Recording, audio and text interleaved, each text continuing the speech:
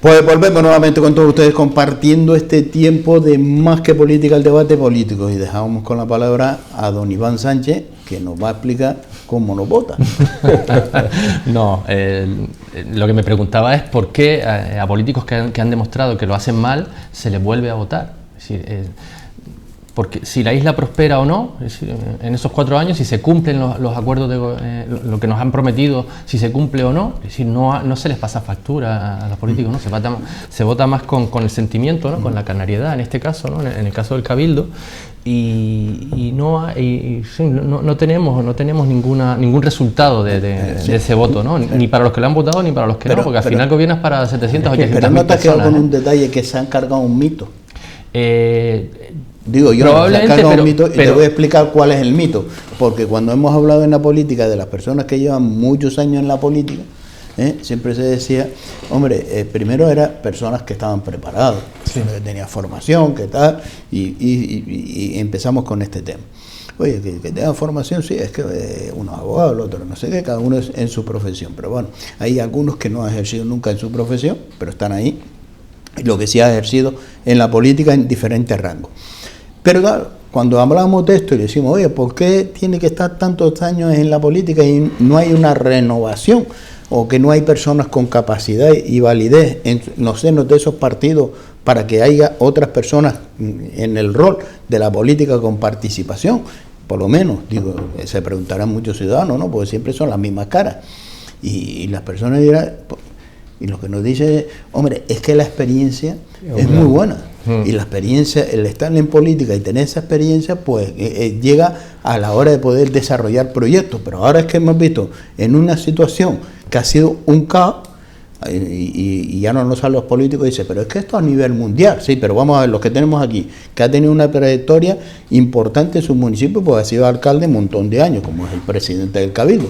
En un estado de esto no ha tenido ni capacidad, ni ha tenido ni la tendrá, para responder este grupo de gobierno a la demanda de la ciudadanía, hablando del gobierno de Gran Canaria, del Cabildo Insular de Gran Canaria, y lo podemos trasladar a otro. Y no son capaces de reaccionar, de entender a la oposición, de oír a todo el mundo, de aglutinar las mayores voces posibles dentro de un gobierno, sean o no de los míos.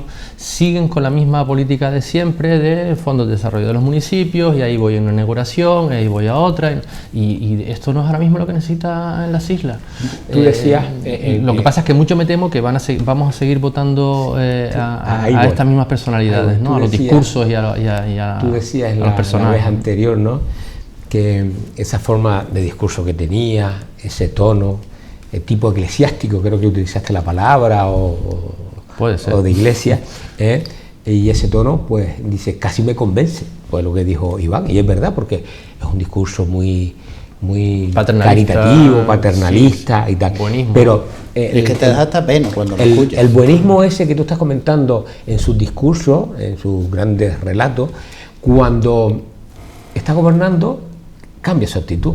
Es déspota, no acepta la crítica, no hace autocrítica, que es más grave aún, y cuando se empeña con su tosudez va en esa misma línea, sea lo que sea entender a consecuencia y llevarse por medio lo que se tenga que llevar. Y esa ha sido la línea de gobierno en el Cabildo. Y eso ha condicionado sus enfrentamientos continuos con su socio de gobierno, eso ha condicionado que se paralice numerosas actuaciones e inversiones porque su propio socio de gobierno no se las permite, y luego... en aquellos municipios donde hay un enfrentamiento, una diferencia de color político, pues ya sabemos su sesgo a la hora de ayudas, apoyo e inversión pública. Por tanto, no es un gobierno que reactive la isla, es un gobierno de apoyo a sus colegas. Fíjate, hablando de la política, y fíjate por dónde hemos celebrado el día 8 de marzo, Día Internacional de la Mujer, y hay hechos que uno dice, oye, hablamos de política, y en la política se te iría trasladar, pues está el día 8 de marzo, está el día 9, el día 10, y seguimos con todos los meses y con todos los días, ¿no? Y hay acciones que tú dices, oye, aquí hay acciones que a mí debería, políticas de igualdad, y sobre todo la capacidad y toda la lucha que hemos tenido, que yo me pongo en la punta delante, no llevo ni banderas, ni tampoco voy a sostener ninguna pancarta, pero estoy apoyando con todas esas medidas. Hay acciones que a mí me descolocan. Por ejemplo, lo que ha hecho el presidente del Cabildo, en secuestrarle un área que gestionaba, pues en este caso, la señora Guasimara, del Partido Socialista, que le secuestro, le quito a usted el área porque quiero mirar una serie de expedientes y después se la devuelvo. Oye, pero mire, ¿dónde están sus compañeros?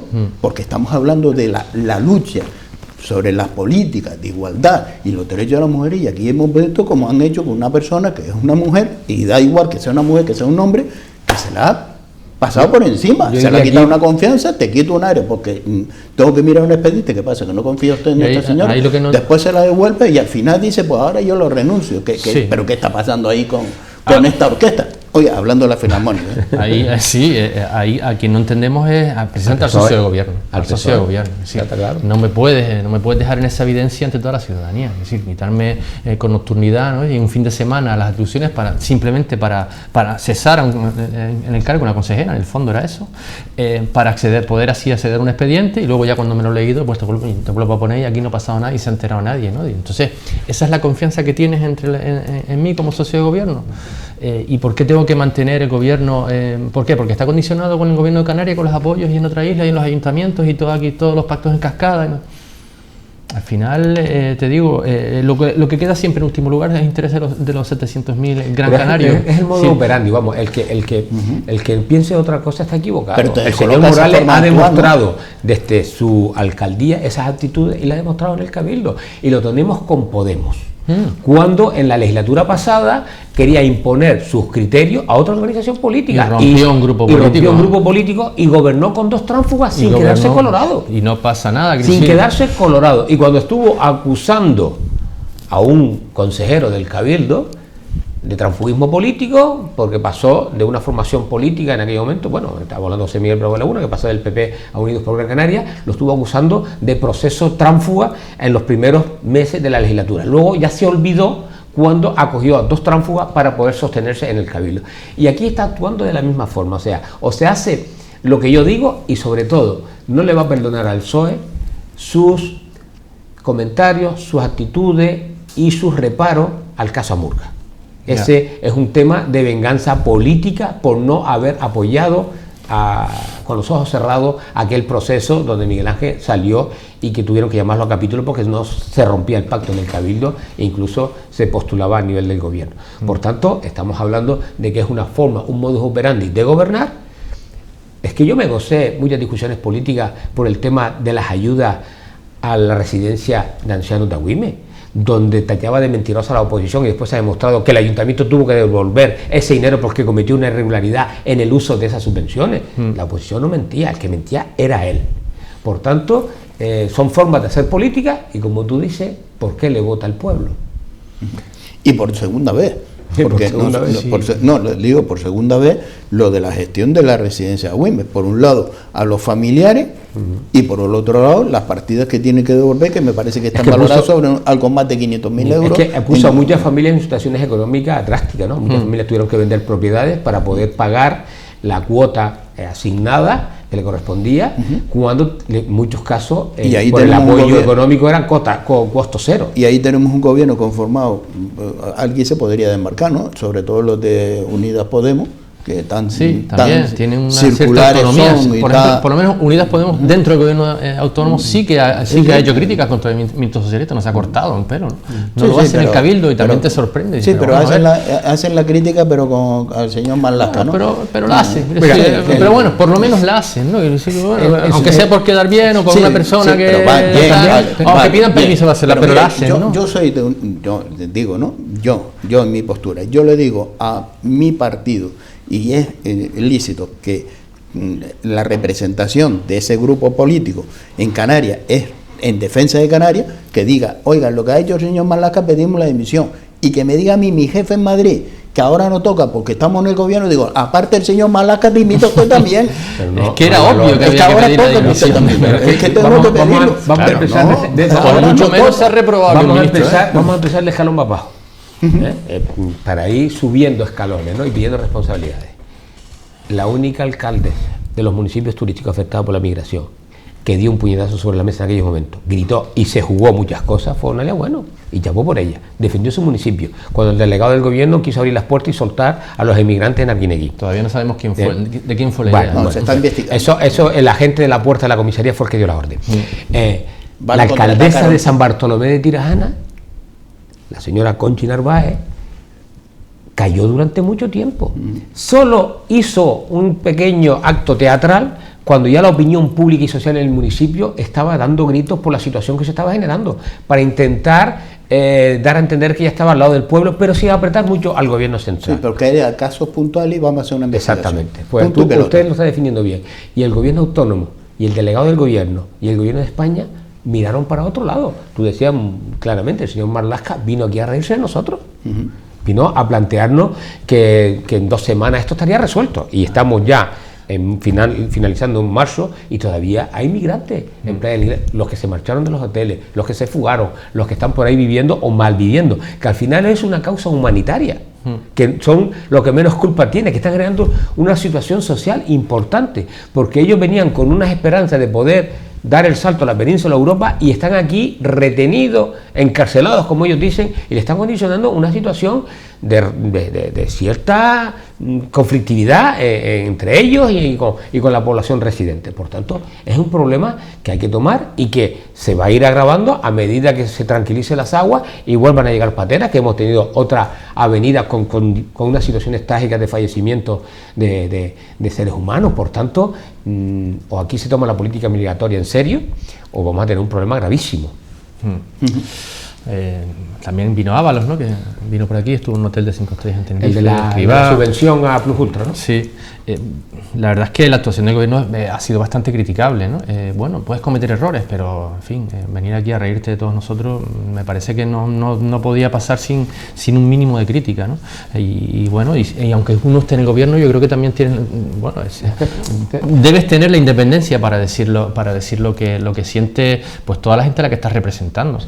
Porque a lo mejor si criticas, a lo mejor te puedes pensar, es que mi partido no me va a poner, ¿no? Pero es que si no lo hace, lo que no debe hacer la gente es votarte. Iván, por eso voy a aprovechar esto y voy a meter la pullita, ¿no? Por tanto, es importante que el nacionalismo canario, que los partidos nacionalistas de nuestra isla estén unidos para hacer frente a estas situaciones caciquiles de los partidos nacionales que solo miran para ellos. Así que aprovecho. Empieza el debate. Tiene fácil respuesta, ¿no? Hemos tenido 26 años de gobierno, 28 años de gobierno nacionalista en Canarias, 26, perdón. No, perdona. Y Canarias no ha sido mejor, por eso. No me refiero a ese nacionalismo virtual, me refiero al nacionalismo real. Es que claro, ese discurso es que bueno, es que tú ten en cuenta que es como el Partido Comunista, ¿no? O sea, nosotros no somos los comunistas antiguos no son malos, es que no habían entendido bien, nosotros representamos realmente. No estamos haciendo demagogia. Te estoy diciendo, Iván, que hay un nacionalismo que puede ser importante para defender los intereses de la isla, que se puede unir respetando siempre la unidad de España, porque nosotros no estamos por la idea del independentismo, pero sí hacernos oír y protestar, porque lo que es intolerable es que venga un ministro Marlaska y se ría de nosotros, que venga una ministra, un Ábalos, y se ría de nosotros, que venga una ministra y nos ofrezca un plan estratégico de apoyo al turismo y 2 meses cuando está en Madrid nos dice que no hay dinero. Por tanto, habría que tener un ministro nacionalista, es lo que me quieres decir. No, tener un grupo ha político. Un incumplimiento con Canarias desde siempre, teniendo un gobierno nacionalista. Y lo vamos a seguir manteniendo. Y lo vamos a seguir manteniendo, Iván. Y lo vamos a seguir manteniendo. No, lo que hay que ser es íntegro.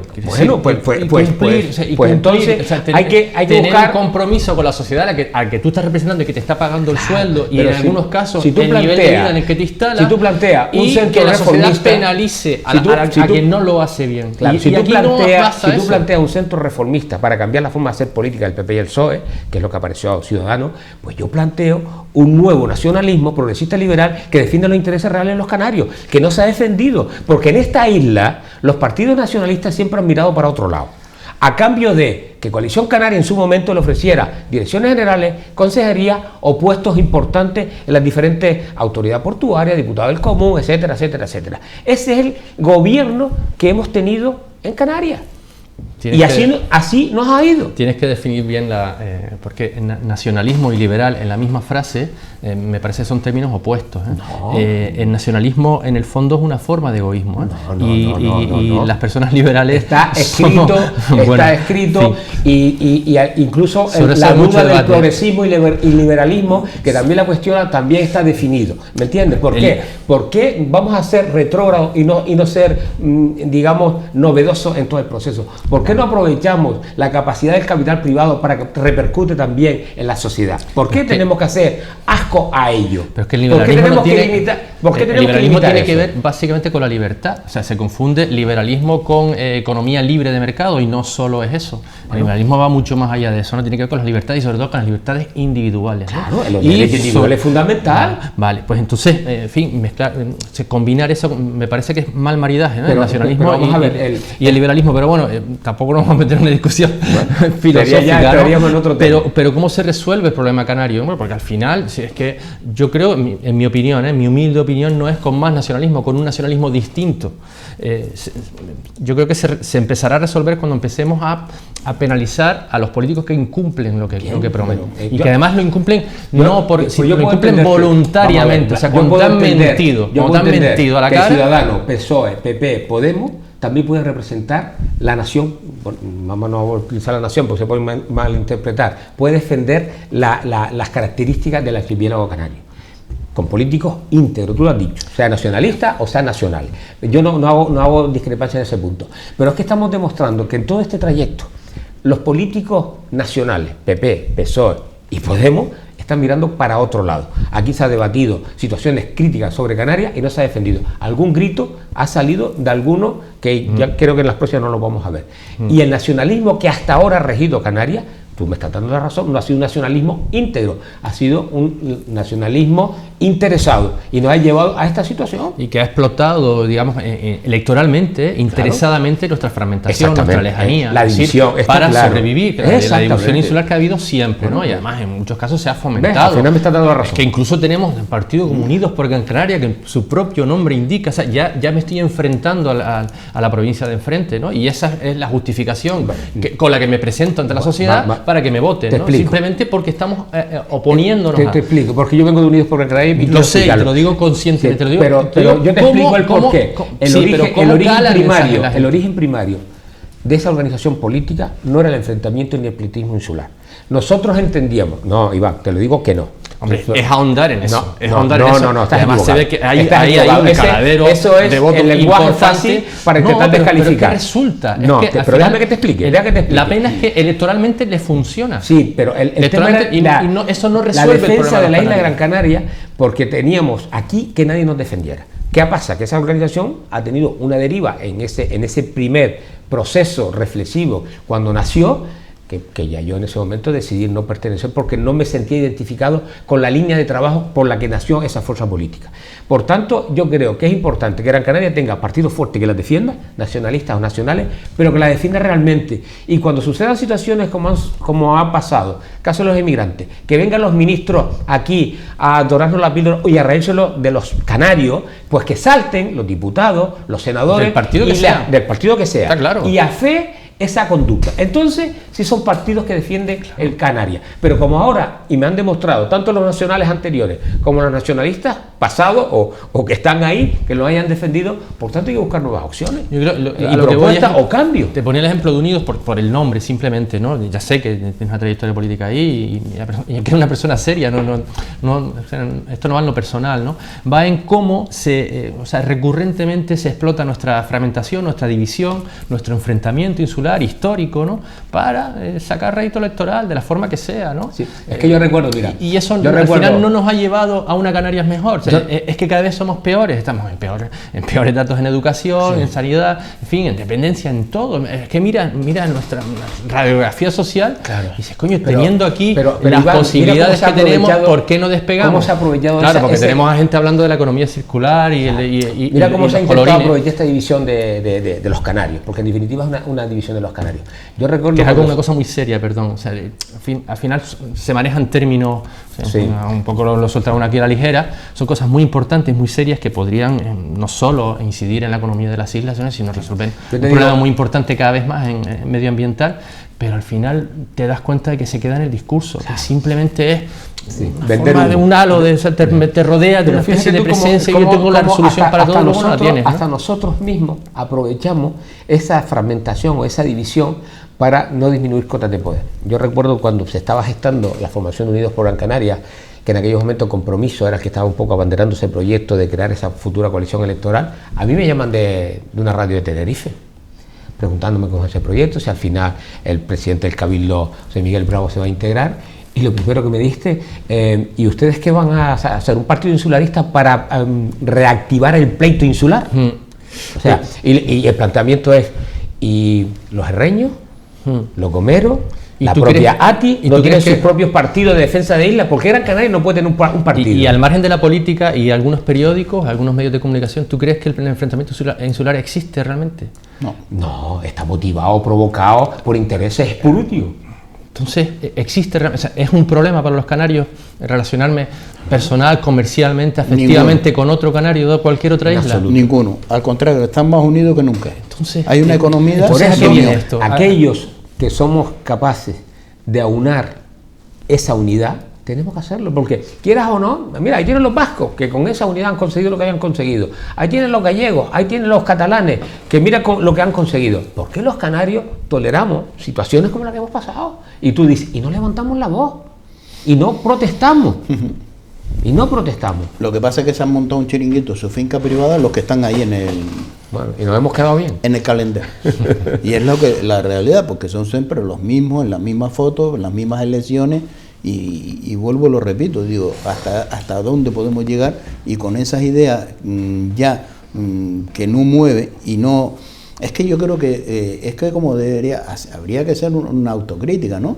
Y yo pongo un claro ejemplo, alguien que se presenta a unas elecciones con toda esa vagancia en la política, como ha pasado, por ejemplo, en el Ayuntamiento de Las Palmas, con el diputado, que no sé si ahora va a cumplir con ese compromiso con Coalición Canaria. Acaban de colocar a Bea Fernández en Santa Lucía como gerente de servicios sociales. No lo acaban de colocar porque todavía han impugnado ese cargo, y Pedro eso no es colocado. Que había prometido que o era concejal o... No, eso era antes, pero ya se olvidó. Se olvidó.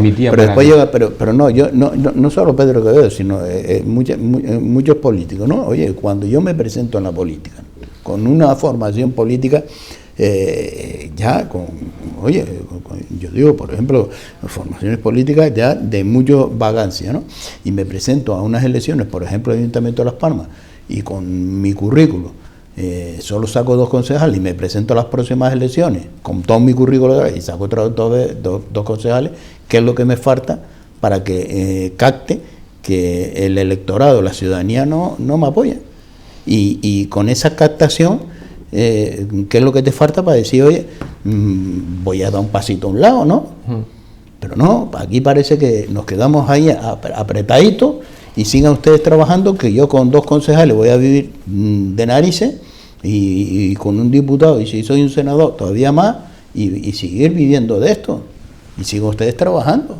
Pero están estorpeciendo los progresos, bajo mi punto de vista, y la expansión de los partidos, y que haya una credibilidad por parte del electorado, y que haya una presencia, porque es que si siempre están los mismos, en los mismos carteles, en las mismas elecciones, los ciudadanos dicen, pues mire, yo pago en darle esto, ¿quién me va a representar esto? A mí no me representan, porque es el único logro que hay, y después el logro es un logro nefasto, como es la rebaja del 75% de los viajes, cuando después las compañías aéreas dicen, sí, nosotros te vamos a descontar 75%, cojonudo, pero te voy a subir la tarifa, y encima me meto en el bolsillo. Que a los 6 meses después ya no era necesario y se quedó todo en agua de borraja. Claro, ¿de qué estamos hablando? Si esos son los logros. Y ayer hacía mención en el debate del Parlamento de Canarias, el señor Víctor Torres, y hacía una evaluación con el desempleo, ¿no? Y decía que la tasa del desempleo en Canarias ha sido siempre un 20%, cuando en Mallorca, por ejemplo, era un 9%. Pero ahora con la pandemia, pues sigue igual. Y fíjate por dónde, porque el diputado de Nueva Canarias, por otro lado, el señor de Santa Lucía, pues decía que se ha incrementado nada más que 80.000 desempleados más en Canarias, y más tranquilo. Pero ¿sabe por qué? Pero el señor Campos no está en esa lista de los 80.000 desempleados. 90.000 que están en ERTE, porque que no lo cuenta como desempleado. Porque si estuviera en esa lista del desempleo, seguro que otro gallo cantaría. Yo creo que las personas que dicen que es que 80.000, pues en esto, pues tampoco estamos mal. ¿Cómo no estamos mal? Es que estamos históricamente en la cola y en la cabeza del desempleo. Oye, y esto, y aquí nadie ha hecho... Nadie ha reflexionado, y a nadie ha dicho, mire, fíjense por dónde, fíjense la recaudación. Ustedes saben, fíjense que hay un impuesto que se llama la IEN, sí, que pagamos todo. Un impuesto que se ha creado en el gobierno de Canarias para proteger, fue el objetivo, que lo vendieron muy bien. Pues fíjese usted por dónde, como un licor, por ejemplo, que si pues estaba en una cotización, me pasa la cotización y me dice que el licor, y aquí no vamos a hacer publicidad, Bailey, pues tiene aplicado el IEN. ¿Dónde está la fábrica de esta marca de licores? En Canarias. Nos están metiendo el IEN a todo. Pero señores, ¿qué estamos hablando? De esa presión fiscal, donde fíjese por dónde, que te sale más barato irte a Madrid a comprar que comprar en Canarias. Por la cesta de la compra. En eso tampoco hemos progresado. He hablado en muchas ocasiones con Sebastián Grisaleña, ¿no? que ha sido un fuerte defensor de abolir el Allende, de suprimirlo, ¿no? Ya se opuso en su momento cuando se creó, lo creó Ramón Rodríguez, hace ya bastantes años. Porque es que no llega. Y realmente no es un impuesto efectivo. Lo que hace es encarecer la compra y además penalizar a empresas canarias y a los importadores, ¿no? Con lo cual ha reducido la competitividad y por contra el beneficio social que genera ese impuesto también es dudoso, ¿no? Lo que pasa es que, claro, en fin, puestos a rapiñar, hay determinado tipo de impuestos que tienen las administraciones que son claramente recaudatorios. El céntimo verde al claro, que no, también pensado. Cuando tú tienes una administración que tiene un superávit, que tienes remanente, que estás teniendo una recaudación importante, no solo apoyas con subvenciones, sino que encima grava un sector tan importante como es el transporte con el céntimo verde, o sea que condicionas un gasto importante. Vienen con acuérdese que hasta muy poquito pues, estaban pensando la ecotasa al turismo. Bueno, entonces ya cerramos la puerta. Aquí la capacidad de recaudar es inmensa, pero la capacidad de gestionar es nefasta y así lo han demostrado.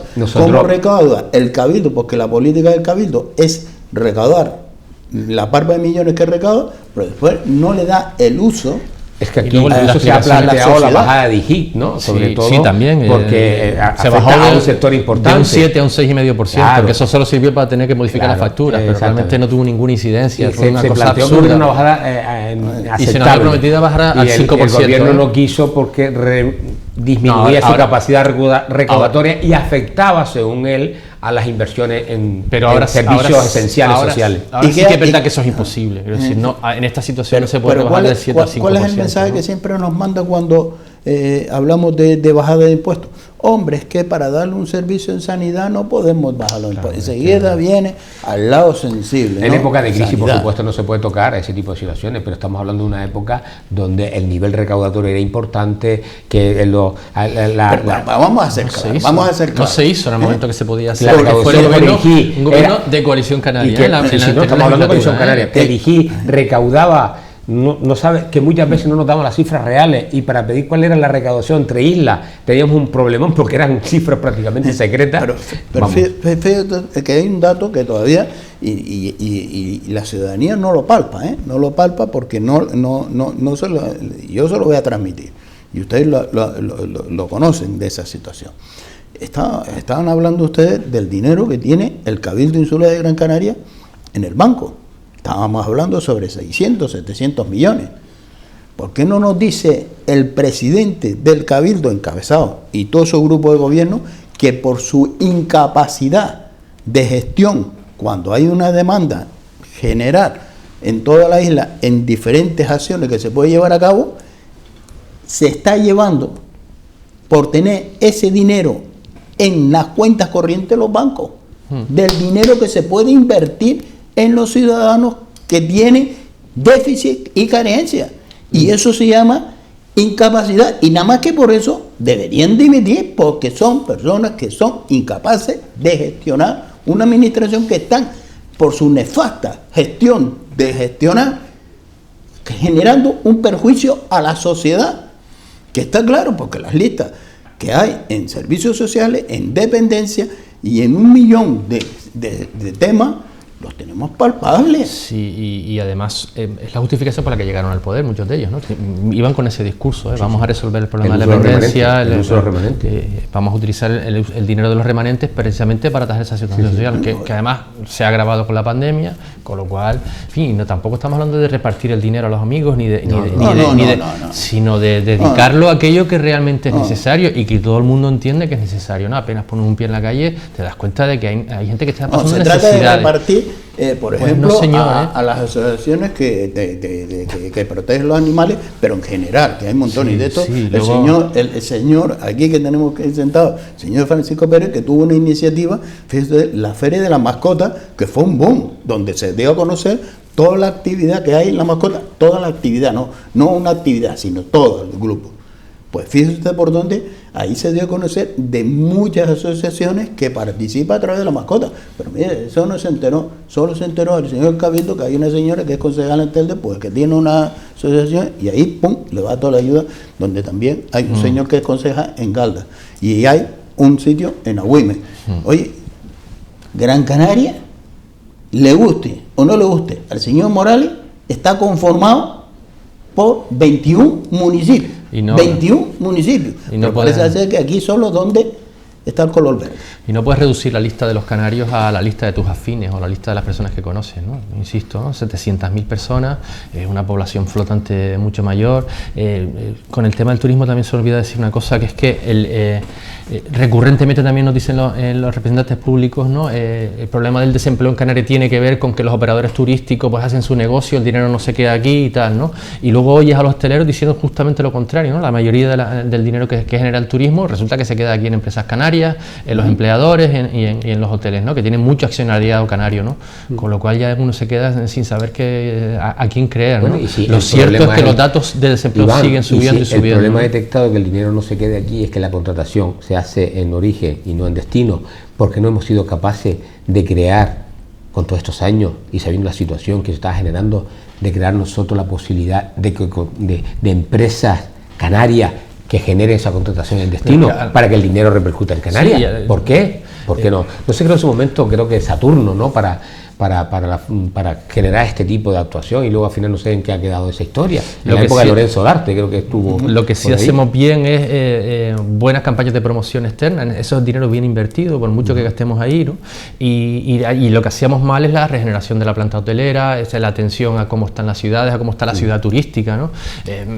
No podemos pretender llegar a un turismo hemos perdido de calidad. Hemos perdido un año donde se han estado quejando de que el COVID, que si la herencia, lo que te comentaba, que si el teletrabajo, que si la falta de personal, que si no puedo, que si no puedo, y hemos perdido un año ya prácticamente en que el que teóricamente tenía que arrancar esta isla, que es el gobierno de la isla, que es el Cabildo Insular, pues hiciera esa inversión pública que yo comentaba. Tenemos los planes de modernización aprobados, el de Mogán, el de San Bartolomé. No, el de San Bartolomé ha sido recurrido por un tema administrativo, pero se puede buscar y reactivarlo. Pero tenemos un consorcio. Sin embargo, fíjate que los hoteles sí lo han hecho, y eso ha tirado el sector de la construcción durante este año. Ha modernizado todo el hotel. Hoteles, apartamentos, pero tenemos un consorcio turístico que, si tiene una dotación de 600 o 700.000 euros, pues aprovecha, dótalo más, y a través del consorcio pueda hacer esa activación económica. Eso lo no se utiliza.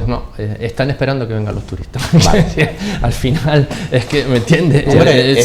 Sin aprovechar el tiempo para resolver problemas que todo el mundo tiene claro que hay que resolver. Es que para rematar, es la estrategia, ¿no? Para rematar la faena, cuando empiece a venir el turismo, empezamos a reformar. Es como aquello de primera falta y luego levantar la calle para poner la tubería, ¿no? Pues claro, esa misma, es que ese es el objetivo. Esa misma actitud contemplativa es la que están. Este gobierno va a sacar todas esas ayudas de reforma cuando empiece a activarse. Cuando ya no haga falta. Claro. Pero no voy a cerrar el hotel para reformar, no voy a cerrar el centro comercial para reformar, que tengo aquí el cliente. Es como ha pasado, ¿no? Yo me acuerdo cuando estaba el tema del consorcio de rehabilitación de la vía de alférez provisionales en Playa del Inglés, que cerraron todas las calles y prácticamente un centro comercial como el Jumbo lo tuvieron aislado durante meses, que condicionó una situación económica para muchos negocios, porque la gente no iba, porque no se podía aparcar, las calles cerradas, ¿no? Por hacer las obras no coordinadas con la máxima,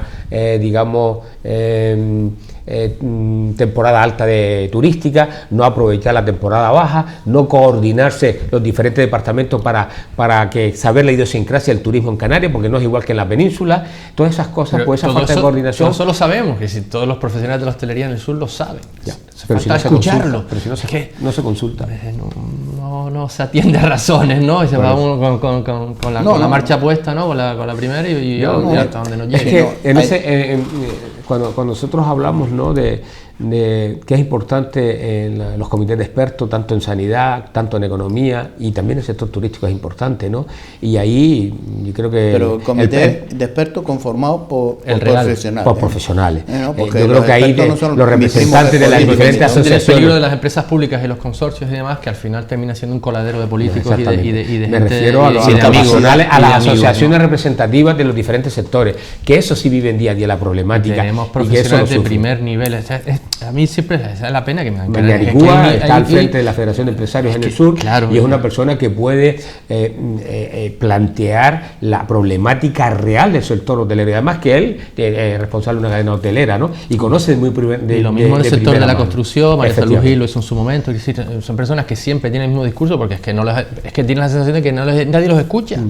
¿Me entiendes? O sea, siempre están identificando la misma problemática y las mismas soluciones, y no se les escucha, ¿no? Ni en los planes de renovación, ni cuando vienen en los planes de reconstrucción. Al final, es que todo se queda... contar con los medios del día a día, con las personas que están ahí en primera línea, que lo palpan, pero bueno, que debería ser parte importante para poder desarrollar, por lo menos escuchar a estas personas que han dedicado mucho su experiencia y su vida en esta profesión.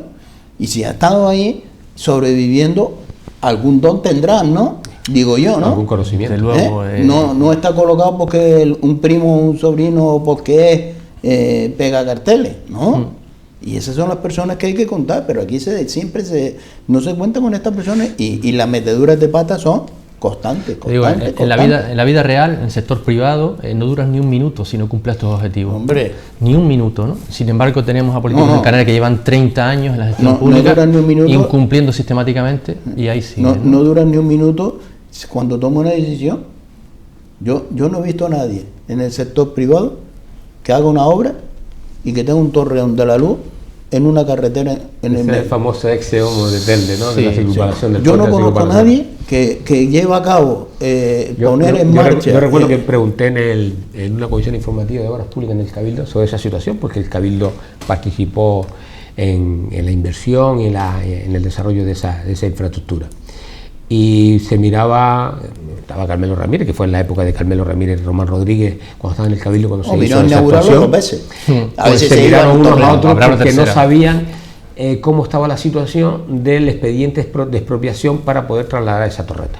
Que iban a consultar del de Telde que si sí, pero si no, que si el Cabildo, que si tal, y han pasado 4 años y vamos camino de 2 más son 6, y todavía no se ha resuelto el problema. Se inauguró hace ya más de 10 años esa torre. Y ahora tenemos aquí sepultando, dejando enterrado un viaducto, un acueducto, una pieza del principio del siglo XX, que es mucho más interesante que el puente que se ha hecho, y ahí está enterrado. 7 millones que hay que pagar, y quién lo va a pagar, los ciudadanos. Ese tipo de errores. Y ahora tenemos otro, la piscina de la Barranquera, que antes de sacarse a concurso, por lo menos en esta casa lo decía, oye, que tiene un problema, y ese problema le ha afectado a los vecinos que han invertido y tienen sus parcelas. Mire, ahí no tiene luz, no le llega el torreón, no pone. ¿Qué va a pasar? Pues le han marcado los tiempos y ahora ya está. Y yo le pregunto al gobierno de Telde, ¿son conscientes ustedes o se han dado cuenta o le han puesto un papel encima si hay algún expediente de la empresa que se ha adjudicado esto, que va y ya ha presentado ya una reclamación? No, pero es que aquí no se entera nadie. Hay un pliego y seguramente si se incumple la empresa reclamará. Hombre, en Telde somos unos campeones mundiales de hacer edificios públicos en suelos sin urbanizar.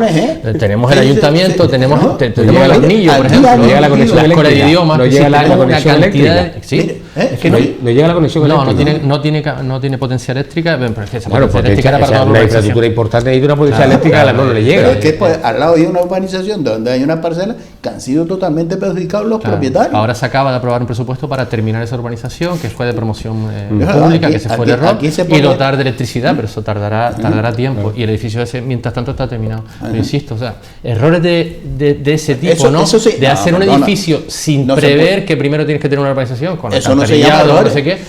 Eso tenemos el mamotretro también ahí darnado, o sea, sí, es que estamos hablando de muchas cosas y estamos poniendo la ciudad de Telde porque aquí, macho, son los campeones. Sí, es que son los campeones. A mí que me diga alguien, y por lo menos le toca a Telde, otra vez se la toca a San Bartolomé.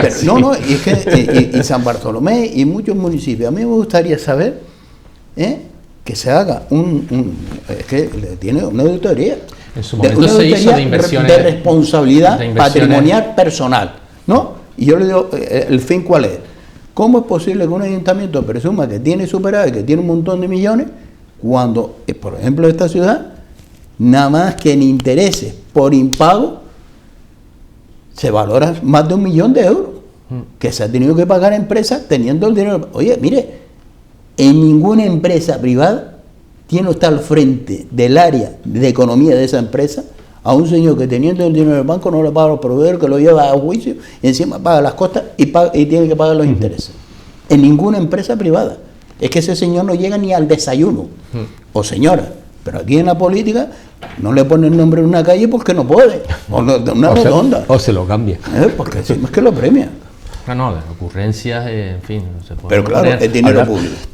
Es dinero público y no cuesta. Y un poco, igual la razón es que no hay responsabilidad personal. Al final la responsabilidad queda diluida a veces entre varios gobiernos, ¿no? Porque es que, en fin, luego el que viene detrás lo que hace es señalar el error y dejarlo ahí en evidencia y no resolverlo, porque así se acuerdan de quien metió la pata y entonces es interesante. Tú más famoso. Es como una especie de escarnio público, ¿no? Un cambio de cromo. Claro. Un cambio de cromo. Yo no saco tus gestiones nefastas que las has hecho y tú tampoco me sacas las mías. Pero es que te votan y te ponen ahí para resolverla, ¿no? Claro. Aunque no sea culpa tuya, ¿no? Por lo menos intentarlo, ¿no? Bueno, pues ahí sigue el puente de Villadoña. Además tiene un tráfico importante, ¿no? Y son miles de coches. Paso todos los días por ahí. Entonces, pero bueno, infraestructuras de ese tipo en Telde tenemos unas cuantas, te digo, la Escuela de Idiomas, el Hornillo, ¿no? Hicimos un estadio olímpico en el Hornillo, y no tiene urbanización, se entra por una carretera de tierra. Ahí está, la inversión está hecha, lo que habría que hacer es rescatarla, intentar, en fin, recuperarla para la ciudad, y como eso, muchísimos ejemplos, ¿no? Pero bueno, algún día aprenderemos. El próximo debate lo vamos a pedir al señor Pérez, porque de estas acciones en San Bartolomé también montones que las ponga sobre la mesa, porque hay que poner que lo palpen. ¿Vas a lograr que me prohíban la entrada en San Bartolomé de Tirajana? No, yo no voy a prohibirle que le permitan no entrar en San Bartolomé de Tirajana, sino al contrario, que le abran las puertas, porque es que el ciudadano tiene que palpar y tiene que saber, y tiene, ya que los políticos no lo hacen y los de la oposición parecen en algunos ayuntamientos están peleando los pastores, o desaparecen, o será que no están acostumbrados a estar en la oposición, o no sabe el arte que puede ser hacer una buena oposición, que también se trabaja desde la oposición. Hay algunos que no, que sacrificados, mis compañeros están acostumbrados que por el interés que quiero Andrés y eso de trabajar por la ciudadanía, si no hay money, pues no, pero hay trabajo, lo que pasa es que es poco visible y es bastante duro, muy duro. Y no digo duro, intentar acceder a un expediente, no es fácil, sobre todo y que la gente se entere de lo que estás haciendo. Don Iván, don Francisco, gracias a los dos por estar con nosotros compartiendo este tiempo de debate y de tertulia. Y a ustedes también un millón de gracias por estar un día más siendo cómplices de este programa. Ahora le dejamos, por supuesto, con la programación de Canal 4 YouTube. Gracias por estar ahí.